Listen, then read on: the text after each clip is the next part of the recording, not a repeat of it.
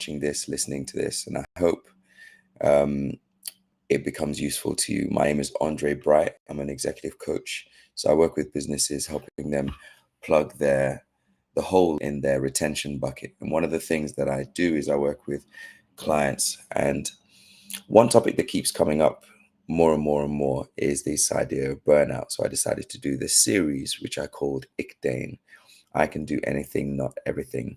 And so today, which is day 10 of this series, I'm looking at the role of mindfulness in managing burnout. So if you're not familiar with mindfulness as the idea, I'm just going to give you an example, right? Because I genuinely feel like mindfulness is like a superpower.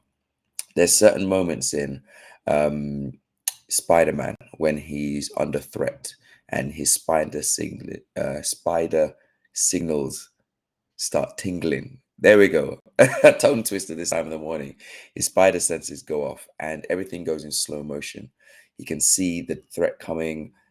He's able to, it's almost like he can slow down time and he can pay attention to what's going on, and he can process the information in a different way when he's under threat. That is like what mindfulness can be like. When things are happening around you and things are going wrong, you're able to take a moment to receive the information, and create an environment within yourself where you can pay attention to what's going on internally and externally, in the middle of chaos and stress. So imagine you're at work, right? You're juggling different tasks, you're feeling overwhelmed, and you're constantly distracted by the to-do list or someone coming and tap your shoulder to ask you for something. And your mind is racing, right? 100,000 miles an hour. You got so many things to do. You've got people at home that you got to think about in your actual household, as well as back home, wherever you're from, for example. You've got things going on in the world. There's just lots of things that are going on. And in the present day, your mind is stretched between all of them, right? Your mind is racing, your body is tense, and you can't seem to catch a break, right? You can't even find a moment to breathe. And you decide, okay, cool, let me just stop for a second and take a breath. This is something you do within your day, right? You're sitting at your desk, you sit there and you take 5 long, deep breaths, 4 seconds in, 8 seconds out. You do this 6 times. And what you end up doing is you realize, oh, actually, it's not as extreme as I thought. Like, I can take a moment, and within this moment, I'm actually okay. I can handle this. This is one thing I got to think about at a time. If I can just focus on this, I'm able to function. And 5 things end up happening when we do this. And this is what this this live is going to be all about. Number 1, it helps you be fully present in the moment, aware of your here and now in terms of time. So you're not caught or torn between the past and the future. And I've mentioned this before in a previous live.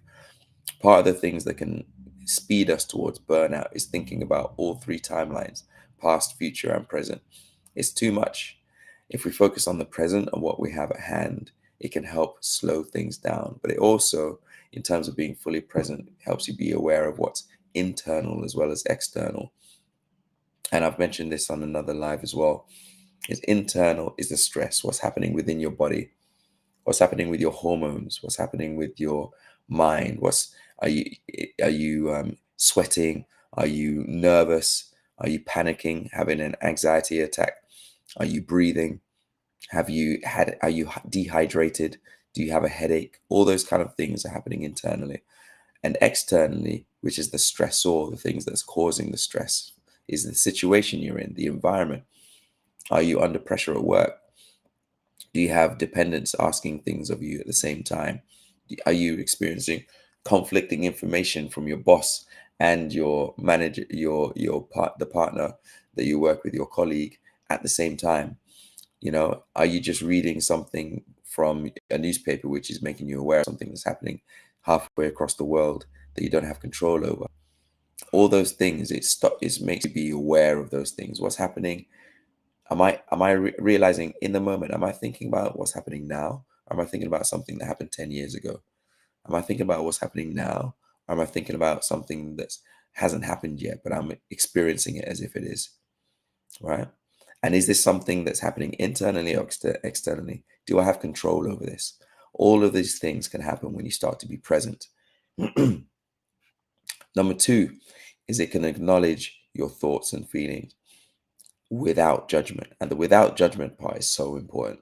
One of the things that happens, I mean, we all have this idea about mindfulness and sitting with our legs crossed and sitting in like the upright position and floating above the ground, and you have this aura around you and all that kind of stuff. It doesn't always happen like that. Mindfulness can look like so many different things to each person. For me, I find it is being present and paying attention to different things. And it can look in many kinds of ways.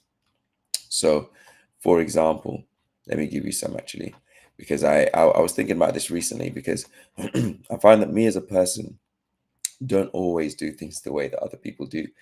And when I start to research things, I find that I find my own way of doing things. It can look like meditation, right? So this might be your breathing or getting a guided meditation tape. It could look like deep breathing, like I said. It could look like mindful eating, turning off everything and paying attention to what you're having for lunch.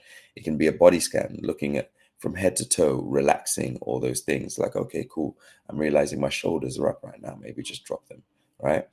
It can be gratitude journaling, like writing down what you're feeling, what you're grateful for. It can be like mindful walking, actually paying attention to the feel of your feet on the ground and what your knees are doing and what your stomach and your chest is and your neck and your head is doing as you walk. It can be mindful listening, paying attention to what you can hear when you're walking through nature, for example. It can be muscle relaxation, like I said before, going through and relaxing as you're doing your um, body scan, um, and just observation. And I did this session with a few people before, is paying attention to what you actually see. One of the things we do, especially in London, is you're looking at the ground all the time. Lift your gaze, have a look at what's around you, pay attention, be grateful for the fact that you are alive and you're walking around and you can see the greens, the blues, the yellows. Is it sunset? Is it sunrise? Are there clouds in the sky? Is it sunshine? Like, have a look at, what are the faces that you're passing all the time that you don't pay attention to, the buildings that you walk past. I live in London, and one of the things that I used to do is I'll pay attention to what the tourists will be paying attention to. And I realized that I've lived next to a museum, for example, all this time, and I had no idea about. And it wouldn't happen without like looking at that gaze, being present in the moment. You know, I don't have to be at the train station for another 20 minutes. It's a 5-minute walk. Let me take my time. Let me slow down. I don't have to rush. You know, my mum taught me a really big example once, and it was something so simple. Um, she asked me about to organize her trip for her. I can't remember where she was going, but she was like, okay, cool. The time is this right now. I need to get to so and so. Can you, by this kind of time, can you try and find out where I need to be? And I'm in an area I'm not familiar with. I said, okay, cool. I went online. I put her location in, find out where she needed to go, and then looked at different routes. And I said, okay, cool. If you leave right now, you can get a train at this particular time. And she said, okay, how long a walk is it? It's like 10 minutes. In what time would the train come? And I was like, 10 minutes. It's like, okay, but what time will it get me there? It will get you there, at this time. She's like, okay, well, I still have time. I am the age where I'm not going to rush. So can you please find me the next train? And in that moment, I realized something that I do all the time is I do everything to the dot, to the second, to the point where if I have 10 minutes, I feel like I need to fill it. One of the things about mindfulness is knowing you don't have to do that. What is it about us that feels like we need to fill this time to be busy all this time? It can create this extra layer of things that can lead us towards burnout unnecessarily. And in sometimes we can create the environment that creates burnout ourselves. And it's not someone that's an exterior force. We have control over certain things and we choose to fill it a certain way, which don't serve us. So mindfulness can help us be present, to be conscious of that as a thought. What is happening that is dictating my actions? What is the emotions that are coming as a result of that? And letting it pass through your mind without judgment. It's like, okay, that's a thought that I'm having. Interesting. I wonder, and being curious for me is really important as well. It's like, I wonder what other thoughts could be better suited for me than that one. I wonder which ones could, what else is out there for me. Just being aware of the mind and the heart, and choosing how to respond rather than reacting reactively, right? Because often when we just react, it's a response to a trigger, which is an emotional thing or a story or a self-image that we have that we're trying to keep up with. When you're mindful, you can actually choose. You can say, okay, maybe this isn't suited to me right now.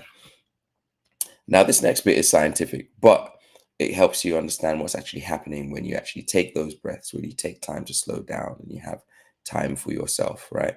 One of the things that we need in life, just in general, are breaks, right? Or changes of state. And this is a really great way of doing that, is to be mindful. And when you are mindful, there's three main things that can happen. It can lower your cortisol, which is your stress hormone, right? It can also increase your activity in your prefrontal cortex. Hey, my language is not languaging today. And that one is responsible for your decision making and emotional regulation, right? And it can also improve your immune function. So those are huge benefits for you that can make you feel completely different in the moment. Um, Number four is, like, with mindfulness as your secret weapon, right? Is just what I called it earlier. You're able to function more effectively in the same environment, right? So the things can be happening around you still, but it allows you to deal with the stress, which is what's happening within your body, as well as the stressor, which is one of the things that's happening outside. What you might find is when you're stressed and you're nervous and you're anxious, we make poor decisions, right? So if you slow down and you deal with what's happening internally, it gives you the capacity to deal with whatever's happening outside better, right? Sometimes I actually have to actively find myself in a mindful state when things are going wrong around me, like to be the calm within the chaos, because then I can be like, okay, cool, get that Spider-Man moment where my spider senses are tingling, time slows down. This thing is going wrong right now around me, but if I just take a moment to breathe, I can figure out what the solution is, and then I can do it. And then afterwards, I can panic, once the actual stressor has gone, right? Number five is being grounded, right? Is the same thing as what I said before, being clear headed and making better decisions for now as well as the future. Like, what can happen? It's crazy. The decisions we make when we're under stress can be so bad for us because they're looking at what is the immediate solution. We can't in that moment think about 5 years or 10 years time. So we're handling this right now based on all the information we have, but all the information we have is filtered through the immediate situation, right? Which can be overwhelm, it can be trauma, it can be all of those things. When we actually take our time, we can actually say, okay, cool, I can do something about this. I can figure out what I have control over and what I don't have control over, and I can just focus on the things I do have control over and deal with those.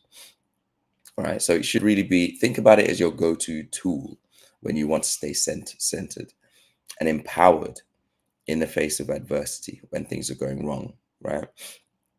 It can help you not just survive, but thrive in the midst of chaos. So if this is something that has been useful to you, let me know in the comments.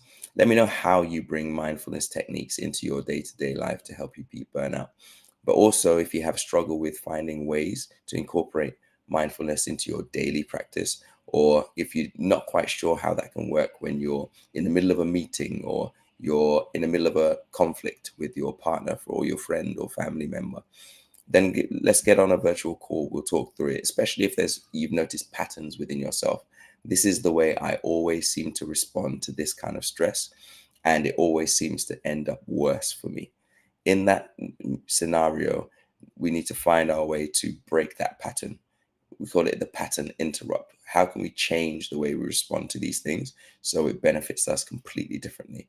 Mindfulness is one way of doing that.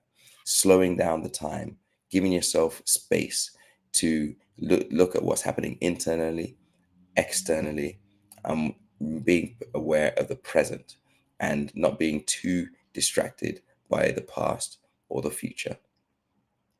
All right. I hope that's been helpful to you. If you need any more help, like I said, you can get on a call with me. You can look at the QR code here or up here. It's a 30-minute chat over coffee or tea, whatever it is you need. And we'll just talk about all the things that we need. What's happening in your life right now? What help do you need?